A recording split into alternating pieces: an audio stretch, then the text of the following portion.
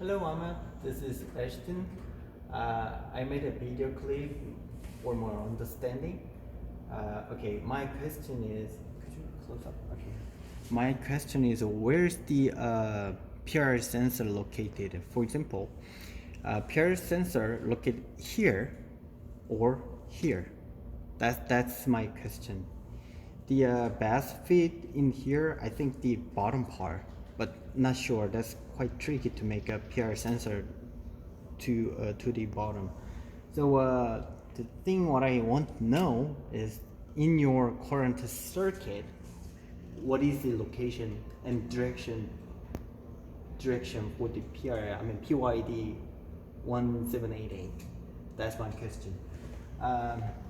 Okay, what if we currently have a PIR sensor on this direction, then we have some blind spot in here. Can be, but maybe we work on that. That can be achieving even we have PIR in here, but we achieved with the lens this direction. So that's what we can do. And we have other options, something look like this on bottom or top.